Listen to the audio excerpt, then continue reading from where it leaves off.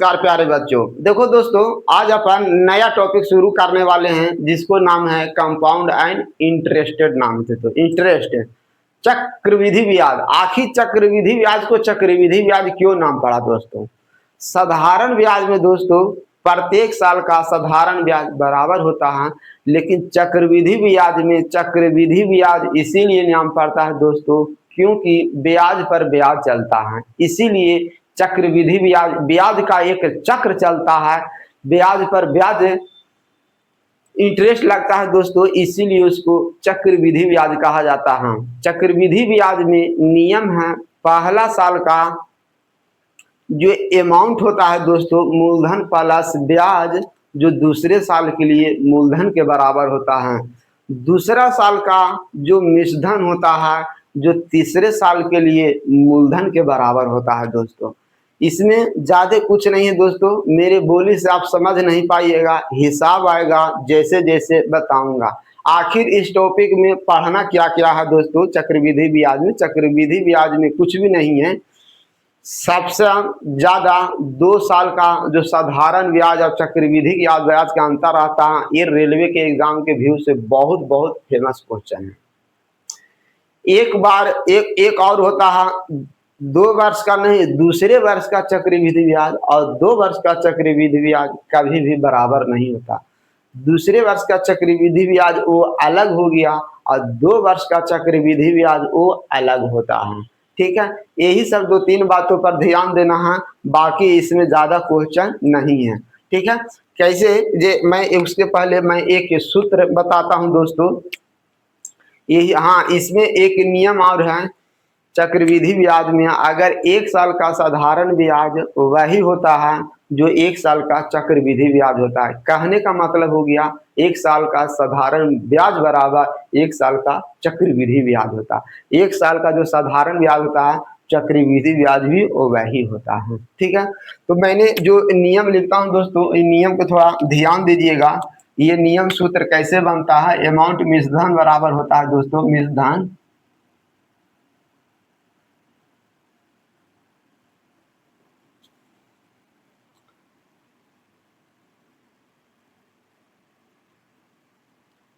जहां एन लिखो या टी भी लिख सकते हो। एन फॉर नेचुरल नंबर होता है, यानी एन हमेशा समय है जो 1 से शुरू होता है, 1 2 3 4 5। यहाँ आप चाहते हैं तो टी भी लिख सकते हैं, कोई दिक्कत नहीं। टी फॉर टाइम इंडिकेट करता है, टी फॉर टाइम भी इंडिकेट करता है दोस्तों। ठीक है, जहां मैं लिख देता हूं डिटेल लेकर, जहां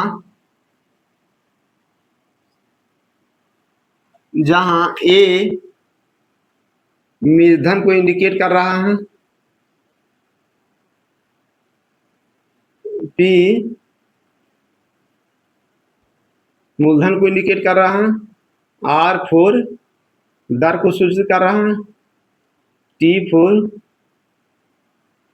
समय को सूचित कर रहा है। दोस्तों ये सूत्र निकालने में आपको यह देखना पड़ेगा कि इसमें कितने पद का यूज हुआ है। 1 2 3 4 पद का यूज हुआ है दोस्तों। 100 एक है जो अपन को अचर राशि चार राशि बोलते हैं।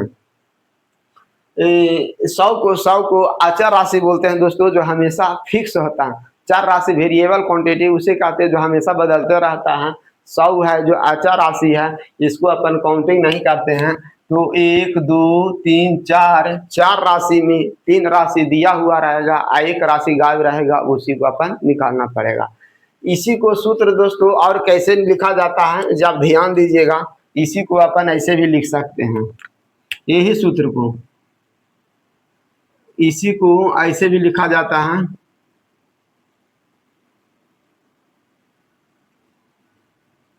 मैं जो भी सूत्र चलूंगा दोस्तों, मैं बेसिक सूत्र के साथ चलूंगा ताकि बच्चों को बहुत लंबे लंबे समय तक याद रखेगा।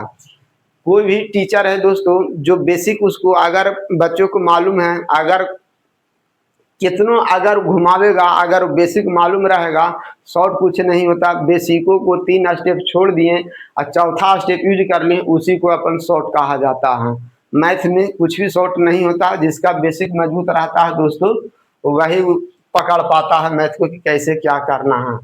एक सूत्र ये होता है दोस्तों, एक सूत्र ये होता है, लेकिन इसमें एक और नियम हो गया दोस्तों, चक्रवृद्धि ब्याज निकालता है कैसे, है कि ना।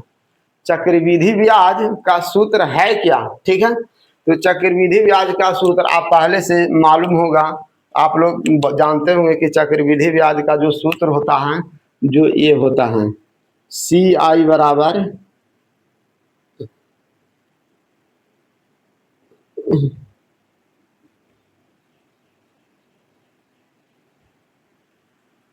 गुने टी माइनस 1 होता है। लेकिन दोस्तों ये सूत्र याद नहीं करना है, ये सूत्र अपन बहुत कम के बराबर यूज करेंगे चक्रवृद्धि ब्याज निकालते समय। ये सूत्र अपन बहुत कम यूज करेंगे, लेकिन सबसे ज्यादा ये वाला यूज होता है दोस्तों, सबसे ज्यादा चक्रवृद्धि ब्याज में ये वाला सूत्र सबसे ज्यादा यूज होता है, ठीक ना। इसको कैसे कैसे अपन कन्वर्ट करके, इसे थोड़ा रिलेटेड कुछ और नियम है दोस्तों जो मैं सूत्र पहले लिख देता हूँ, जो ध्यान दीजिएगा, ठीक है। नियम क्या कहता है, नियम मैंने जो नियम लिखता हूं दोस्तों यूनिवर्सल नियम रहेगा। यूनिवर्सल क्या है नियम, 1 साल का साधारण ब्याज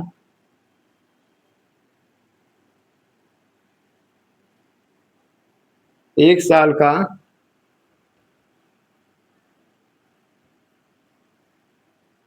साधारण ब्याज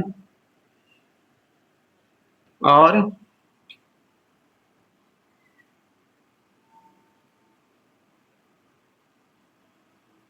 1 साल का चक्र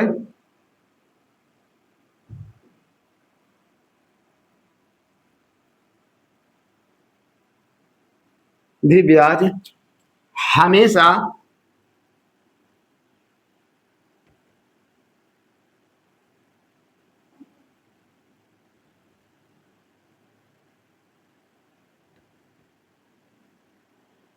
बराबर होती है। दोस्तों 1 साल का साधारण ब्याज और 1 साल का चक्रवृद्धि ब्याज हमेशा बराबर होती है, ठीक है। एक नियम और है दोस्तों जो ध्यान दीजिएगा, मैं नियम लिख देता हूं। नियम क्या है,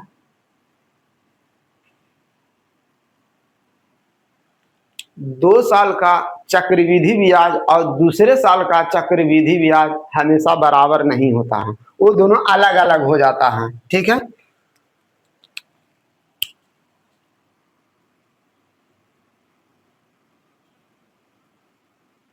2 साल का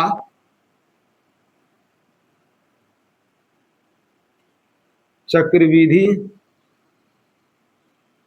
ब्याज नोट इजकल टू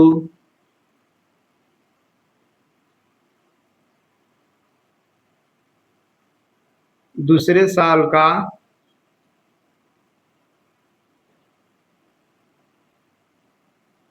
चक्रवृद्धि ब्याज, ये दोनों बराबर नहीं होता है दोस्तों, ठीक है। 2 साल का चक्रवृद्धि ब्याज और दूसरे साल का चक्रवृद्धि ब्याज कभी बराबर नहीं होता है, ठीक है। एक और मैं लिखता हूं दोस्तों, साधारण ब्याज और चक्रवृद्धि ब्याज का अंतर, ये बहुत बहुत फेमस क्वेश्चन है। साधारण ब्याज और चक्रवृद्धि ब्याज का जो अंतर रहता है दोस्तों, जो हमेशा लिख लीजिए D4 P गुने R बटा 100 के होल स्क्वायर रहता है दोस्तों। हाँ, ये हो गया जहां जहां डी क्या बता रहा है, CI4 SI 2 वर्ष के लिए।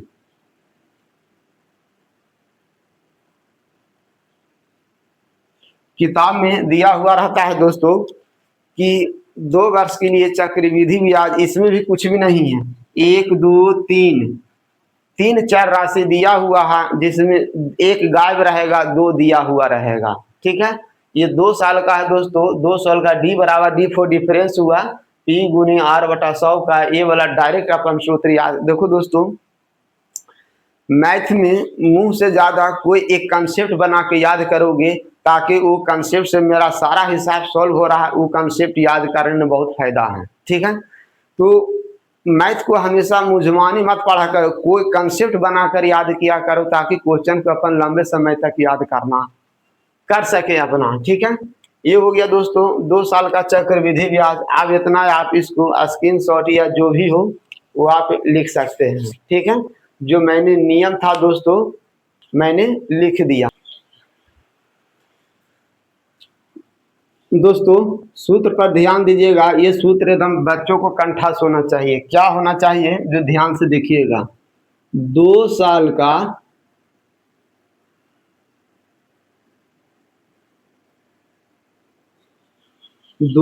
का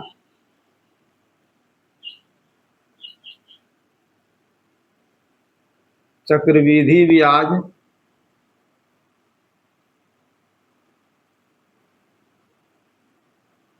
और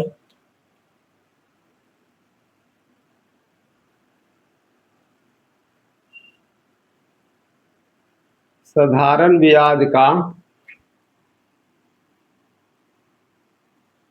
अंतर डी हो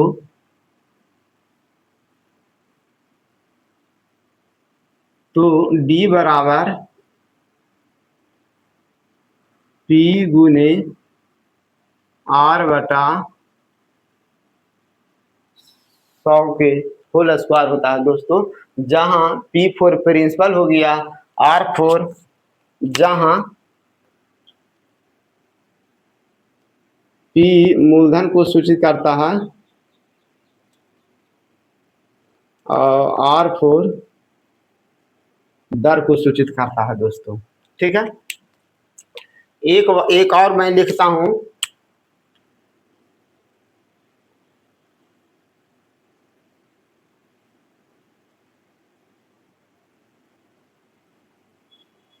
तीन साल का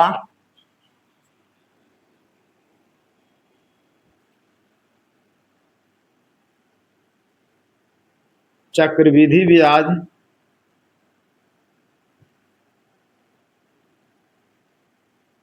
और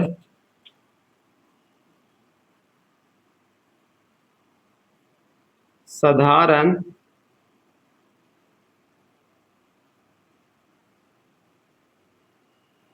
ब्याज का अंतर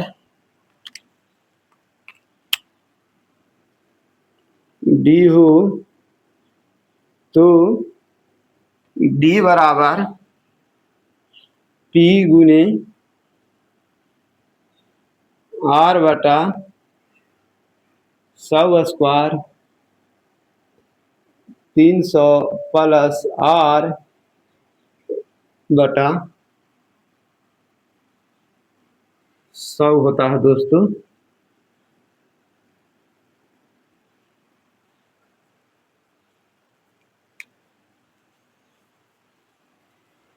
पी गुने आर बटा 100 के होल स्क्वायर 300 बटा आर गुने ये होता है 3 साल का चक्रवृद्धि ब्याज और साधारण ब्याज का अंतर होता है।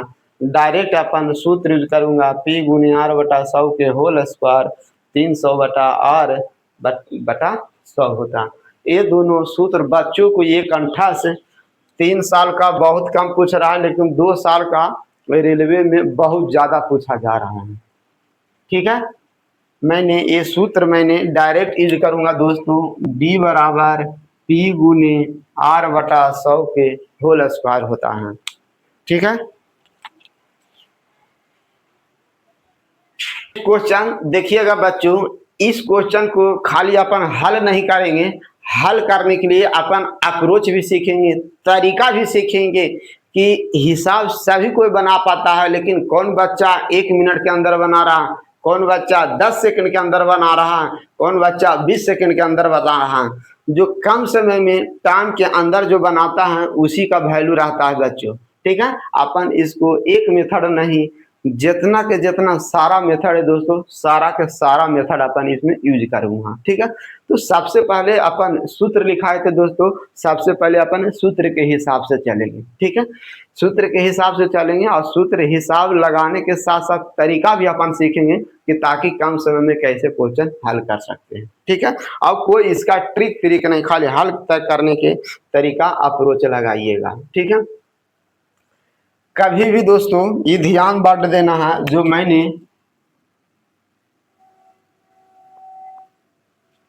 किसी भी निश्चित राशि के हो जाती है या हो जाता है वर्ड लिखा रहता है, इसका अर्थ ये सोचता है। बहुत से बच्चों को, मेरे को 50-60% बच्चों को ये मालूम नहीं रहता है कि अमाउंट जो दिया हुआ रहता है, जो राशि दिया हुआ मूलधन है कि निर्धन है कि चक्रवृद्धि ब्याज है।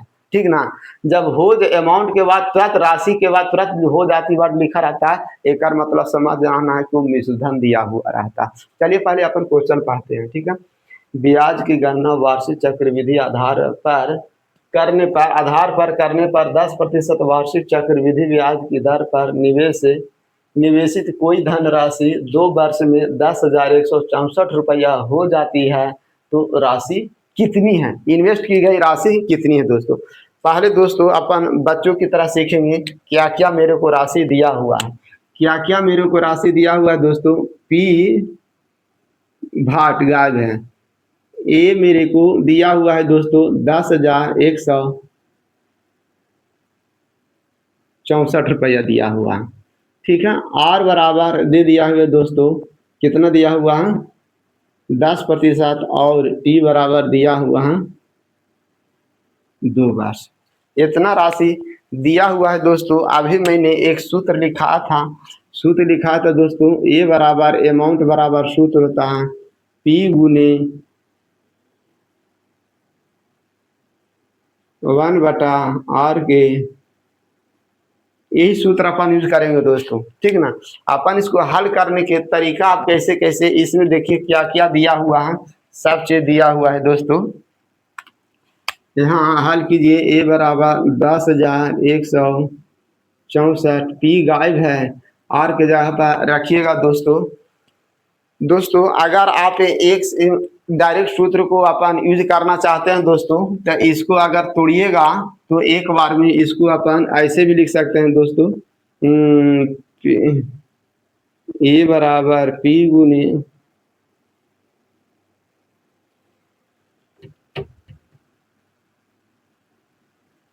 100 प्लस आर बटा टी लिखते हैं।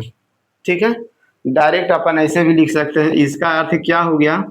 इसका अर्थ हो गया कि जब प्रतिशत रहेगा तो डायरेक्ट अपन 100 में जोड़ सकते हैं। ठीक है, दूसरी बात दोस्तों, एक और तरीका मैं बताता हूँ। जब आर बराबर का फ्रैक्शन वैल्यू अगर 20% दर रहता है, आर बराबर 20% दर रहता है, तो इसका अर्थ फ्रैक्शन वैल्यू तोड़िएगा तो 1/5 ई बताता है दोस्तों, पी आई बताता है 1 साल का साधारण ब्याज बताता है, 1 साल का साधारण ब्याज बताता है।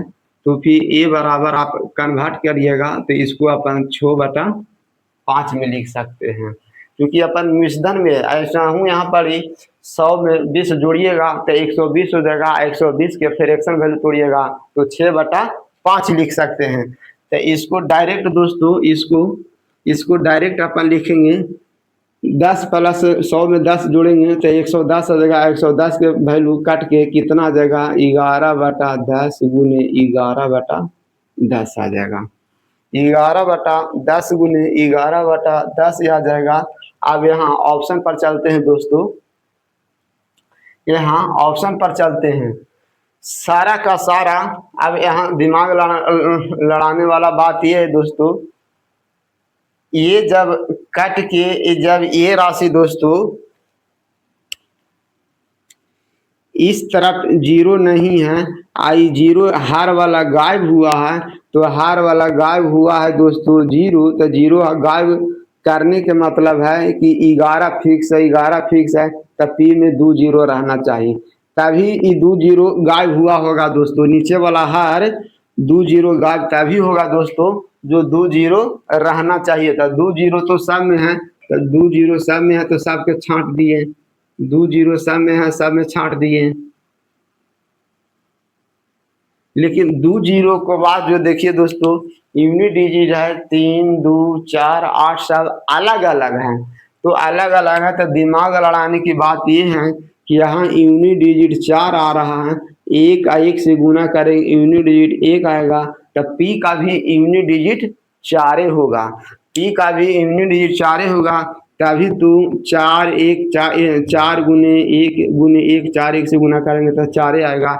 यानी कहने का मतलब हो गया जिस ऑप्शन का यूनिट डिजिट 4 हुआ दोस्तों वही ऑप्शन हुआ ऑप्शन नंबर सी हुआ। ठीक है, ये सब हल करने के लिए अप्रोच तरीका सीखा जाता है। पहला मेथड तो ये हो गया दोस्तों। ठीक है, ये सूत्र दोस्तों डायरेक्ट ही अपन इसको यूज करेंगे क्योंकि टी के जगह पर 2 रखेंगे दोस्तों, तो 2 इसीलिए लिखेंगे क्योंकि टाइम 2 बार था तो मल्टीप्लाई 2 बार हुआ 11/10। अगर टी 3 बार आता तो 11/10। बोलो 11 क्यों हुआ, क्योंकि मेरा सूत्र ने बताता है दोस्तों कि यहाँ पर ही आर को 100 में जोड़ा जाता है, 100 में जोड़ा जाता है। जो मैं मेरा जैसे जैसे सूत्र कहेगा उसी के आधार पर चलूंगा ना। अगर यहाँ घटाव रहता तो 100 में अपन घटाते आइए, इसी को फ्रैक्शन को हल करेंगे दोस्तों तो 11/10 11 गुने 10 आ गया। पहला मेथड तो ये हो गया। अब चलते हैं दोस्तों अपन दूसरा मेथड। दूसरा मेथड देखिएगा दोस्तों, दूसरा मेथड क्या बोलता है, इसको बोलता है सक्सेसिव रेशियो द्वारा। सक्सेसिव रेशियो द्वारा के मतलब यहाँ आर बराबर दिया हुआ है दोस्तों 10% और 10% का फ्रैक्शन वैल्यू जोड़ेंगे तो 10 हो गया दोस्तों। ठीक है, ये 10 हो गया तो इसका अर्थ हो गया दोस्तों ये तो पी बता रहा है, आई तो एस आई बता रहा है, या इसी को अपन सी आई बोल सकते हैं। क्यों, क्योंकि मेरा नियम बताता है दोस्तों 1 साल का चक्रवृद्धि ब्याज बोलो या 1 साल का साधारण ब्याज बोलो हमेशा बराबर होता है। ठीक है, तो अपन एक तरफ इसको लिखते हैं दोस्तों पी और एक तरफ लिखते हैं ए।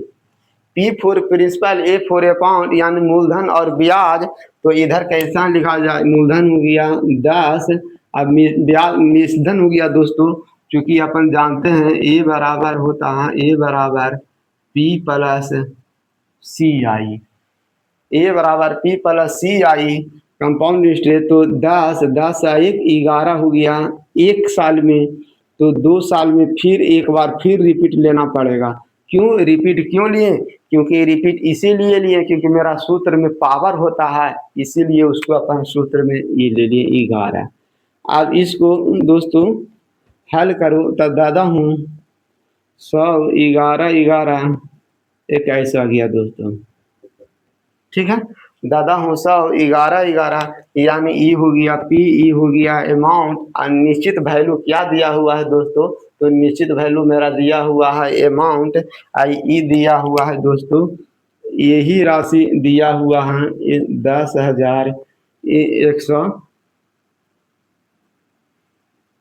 10,164 दिया हुआ है दोस्तों। तो देखो एक में 4 से यूनिट डिजिट में भागा देंगे तो 4 होगा, जिस ऑप्शन का यूनिट डिजिट 4 होगा दोस्तों वही होगा। यानी इसमें आपको 84 से भागा लग रहा है दोस्तों, 84 से भागा लग रहा है और 84 या 100 से गुना कीजिएगा दोस्तों इसमें तब हो जाएगा 8400। ठीक है, क्यों, क्योंकि मैंने इसको यूनिट डिजिट से पकड़ लिया हूँ, यूनिट डिजिट सबका अलग अलग था। ठीक है, अब चलते हैं दोस्तों तीसरा मेथड से। मैं एक बार बना देता हूँ 2-3 मेथड का, फिर मैं बार बार जो सिंपल मेथड रहेगा मैं उसी के यूज करूँगा। ठीक है,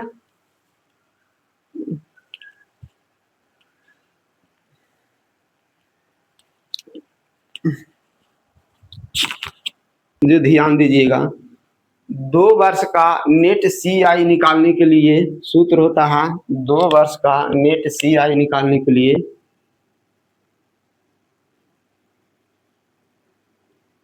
2 वर्ष का नेट सी आई का सूत्र होता है वाई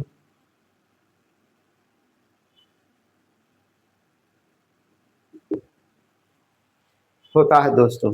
ठीक है, कैसे, जो ध्यान दीजिएगा इसको आर की जगह पर एक्स की जगह पर 10 रखना है और वाई की जगह पर भी 10 रखना है। तो 10 रखिएगा, 10 रखिएगा, 10 गुने 10 तो हो जाएगा कितना, 21%। ये मेरा आया दोस्तों सी आई। तो सी आई आ गया। जब मिश्रधन निकालिएगा दोस्तों, जब मिश्रधन निकालिएगा तो आप इसमें जोड़ भी सकते हैं, आप इसमें जोड़ भी सकते हैं। ए बराबर पी प्लस सी आई, सी 100 जोड़ दीजिएगा तो 121 हो जाएगा दोस्तों, 121 हो जाएगा। पी प्लस सी, हाँ 100 में जोड़ दिए तो 121 हो गया। यही 121 दोस्तों, यही 121 यूनिट का मान, यही 121 यूनिट का मान दिया हुआ है 10,164। तो मेरे को बोल रहा है 100, तो यूनिट डिजिट 4, जो 4 आएगा दोस्तों वही अपना आंसर होगा दोस्तों। तो इस तरह के दोस्तों आप जैसे इच्छा है वैसे निकालिए। अब मैंने तीनों मेथड इसमें यूज कर लिया। अब मैंने सिर्फ खाली सिंपल मेथड का यूज करूंगा जो सबसे आसान हो।